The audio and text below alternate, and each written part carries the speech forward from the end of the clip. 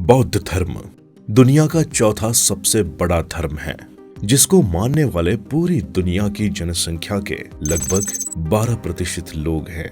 Asia continent में ये तीसरा सबसे बड़ा धर्म है, जिसे Mongolia, Laos, Sri Lanka, Japan, Bhutan, Myanmar, Thailand जैसे कई बड़े देशों में फॉलो किया जाता है। इन देशों में इस धर्म को लेकर काफी मान्यता है, जिसकी शुरुआत आज से लगभग 2500 साल पहले भारत में गौतम बुद्ध के द्वारा हुई थी। लेकिन क्या है इस धर्म की महत्ता और आगे चलकर क्यों ये दो भागों में बढ़ गया, आइए जानते हैं अपनी आज की इस वीडियो में। इस धर्म को शुरू करने वाले गौतम बुद्ध का असली नाम सिद्धार्थ था, जिनका जन्म लुम्बिनी में 563 ईसा पूर्व इक्ष्वाकु वंशीय क्षत्रिय शाक्य कुल के राजा शुद्धोधन के घर में हुआ था। आज के समय में ये जगह नेपाल में स्थित है। सिद्धार्थ की माता का नाम महामाया था।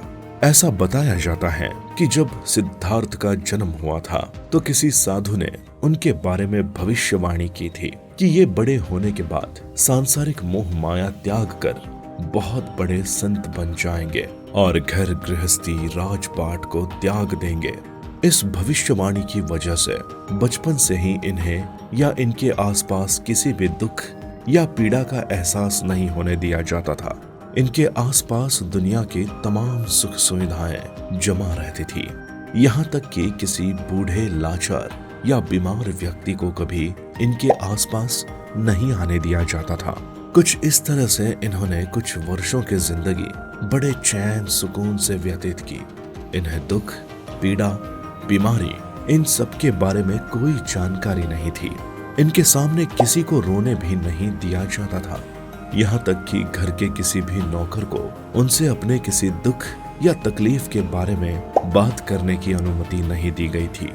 और यही वजह थी कि गौतम बुद्ध को हमेशा लगता था कि जीवन में सिर्फ खुशियां ही हैं और इन खुशियों के अलावा इस पूरे संसार में कुछ भी शेष नहीं है।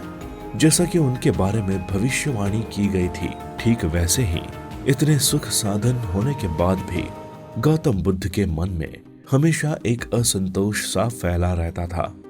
यहाँ तक कि उन्हें गृहस्थ जीवन में बांधने के लिए उनके पिता ने उनकी मनपसंद लड़की से शादी भी करवा दी, ताकि उन्हें सांसारिक मोह माया और बंधनों में रोका जा सके। लेकिन सिद्धार्थ हमेशा खोए खोए से रहते और उन्हें लगता कि जीवन में कुछ अधूरापन है। 29 साल की उम्र महल में गुजारने के बाद जब वो एक दिन महल से बाहर निकले तो उन्होंने रास्ते में बूढ़े, लाचार और बीमार व्यक्तियों को देखा। साथ ही रास्ते में एक शव को भी देखा, जिसके बारे में पूछने पर उन्हें इस दुनिया के बारे में असली सच्चाई पता चली। इस संसार के कष्ट और दुखों के बारे में पता चला। साथ ही उन्हें ये भी पता चला कि संसार में जन्मे हर मनुष्य की एक न एक दिन यही गति होने वाली है। जब वो शाम को वापस महल में आए तो उनका मन बहुत अशांत था। जब वो दूसरे दिन बाहर गए तो वहां उन्हें एक संत महात्मा दिखे, जिनके चेहरे पर उन्हें एक अलौकिक तेज दिखाई दिया और वो उन्हें बेहद शांत और बाकियों से काफी समझदार लगे। उन्हें देखकर सिद्धार्थ ने ये फैसला किया कि उन्हें भी ऐसे ही बनना है और इस तरह अपना राजपाट सब कुछ त्याग कर जीवन के 6 साल उन्होंने ऐसे ही खोज में बिताए और एक जगह से दूसरी जगह घूमते रहे। इस दौरान उन्होंने जंगल के कंदमूल और फल खाकर अपना जीवन यापन किया। वो अक्सर अकेले बैठकर ध्यान लगाया करते थे और ऐसे ही एक दिन पीपल के पेड़ के नीचे बैठकर वो ध्यान लगा रहे थे, जब उन्हें ज्ञान की प्राप्ति हुई और जीवन का असली मूल्य भी समझ में आ गया। इस वक्त वो जिस अवस्था में थे उसे निर्वाण यानी ज्ञान कहा गया, जो बौद्ध धर्म का अंतिम लक्ष्य है, जिसके बाद मनुष्य के अंदर से दुख, पीड़ा, मौत का डर सब कुछ खत्म हो जाता है। जिस पीपल के पेड़ के नीचे इन्हें ज्ञान की प्राप्ति हुई थी, उस पेड़ को बोध वृक्ष और उस जगह को बोध गया का नाम दिया गया और यही से इन्हें गौतम बुद्ध की उपाधि भी मिल गई। ये अपने ज्ञान को दुनिया को बताना चाहते थे, जिससे उनका भी कष्ट दूर किया जा सके। और इसके लिए इन्होंने बौद्ध धर्म के 4 प्रमुख नियम बनाए, जिसमें पहला था दुख, यानी इंसान का पूरा जन्म दुख से ही भरा हुआ है। कभी कुछ पाने का दुख तो कभी कुछ खोने का दुख, और पुनर्जन्म से ये दुख का साइकिल फिर से रिपीट होता रहता है। वही दूसरा नियम है दुख समुदाय, जिसमें गौतम बुद्ध ने दुख और दुख के कारणों के बारे में बताया है। वही तीसरा नियम दुख निरोध का है, जिसमें जीवन के इन दुखों को खत्म करने को लेकर उपाय बताए गए हैं। और चौथा और अंतिम नियम है दुख निरोध का मार्ग, जिसमें उस रास्ते के बारे में बताया गया है जिस पर चलकर इंसान अपने जीवन के इन दुखों से मुक्ति पा सकता है। इस रास्ते को अष्टांगिक मार्ग भी कहते हैं, और इन चारों नियमों को 4 नोबल ट्रूथ के तौर पर भी जाना जाता है। गौतम बुद्ध बताते हैं कि जो भी मनुष्य इस अष्टांगिक मार्ग का अनुसरण करता है, उसे जीवन में सभी दुखों से मुक्ति मिलकर ज्ञान की प्राप्ति हो जाती है।